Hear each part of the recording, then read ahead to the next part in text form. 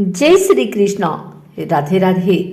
आइए सुनते हैं आज शनिवार के दिन शनिदेव और माँ लक्ष्मी की रोचक कथा।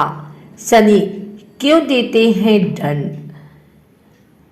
माँ लक्ष्मी और शनि का संवाद। एक बार लक्ष्मी जी ने शनिदेव से प्रश्न किया कि हे शनिदेव, मैं अपने प्रभाव से लोगों को धनवान बनाती हूँ और आप हैं कि उनका धन छीन कर भिखारी बना देते हैं। आखिर आप ऐसा क्यों करते हैं?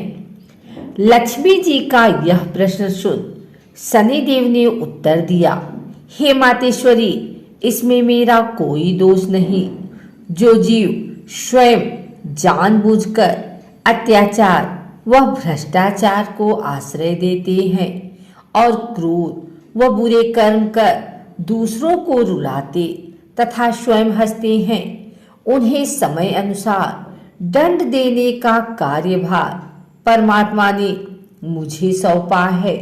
इसलिए मैं लोगों को उनके कर्मों के अनुसार दंड अवश्य देता हूँ। मैं उनसे भीख मंगवाता हूँ, उन्हें भयंकर रोगों से ग्रसित बनाकर खाट पर पड़े रहने को मजबूर कर देता हूँ। इस पर लक्ष्मी जी बोली, मैं आपकी बातों पर विश्वास नहीं करती।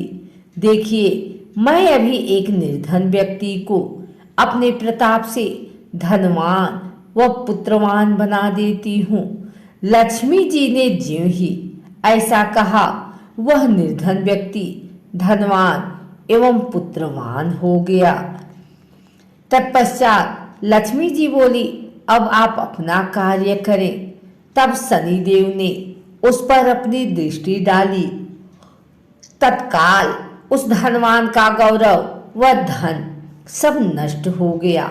उसकी ऐसी दशा बन गई कि वह पहले वाली जगह पर आकर पुनः भीख मांगने लगा। यह देख लक्ष्मी जी चकित रह गई। वे शनिदेव से बोली कि इसका कारण मुझे विस्तार से बताएं। तब शनिदेव ने बताया, हे मातेश्वरी, यह वह इंसान है जिसने पहले गांव के गांव उजाड़ डाले थे, जगह जगह आग लगाई थी। यह महान अत्याचारी पापी व निर्जल जीव है। इसके जैसे पापी जीव के लिए भाग्य में सुख संपत्ति का उपभोग कहाँ है?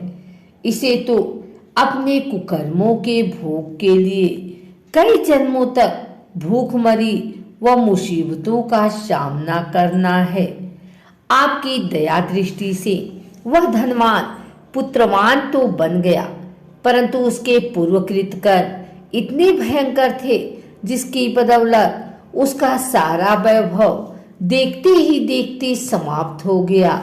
क्योंकि कर्म ही प्रधान है और कर्म का फल भोगने के लिए सभी बाध्य हैं। लेकिन मैंने इसके दुष्कर्मों का फल देने के लिए फिर से भिखारी बना दिया।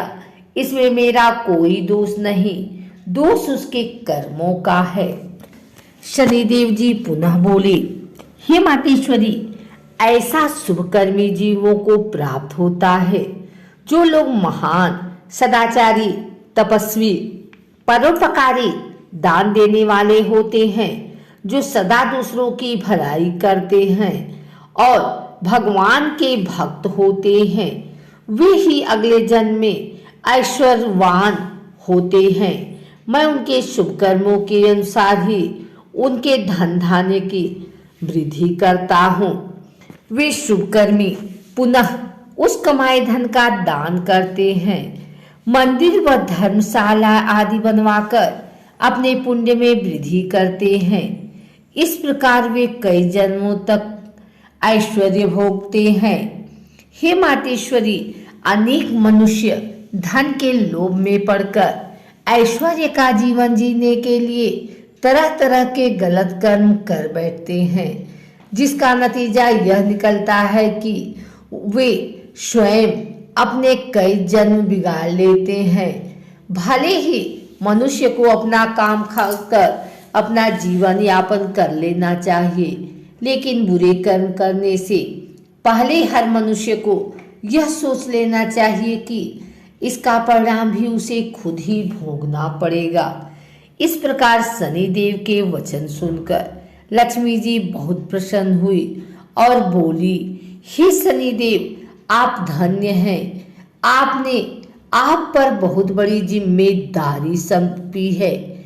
आपके इसी स्पष्टीकरण से मुझे कर्म विज्ञान की अनेक गूढ़ बातें समझ में आ गई हैं।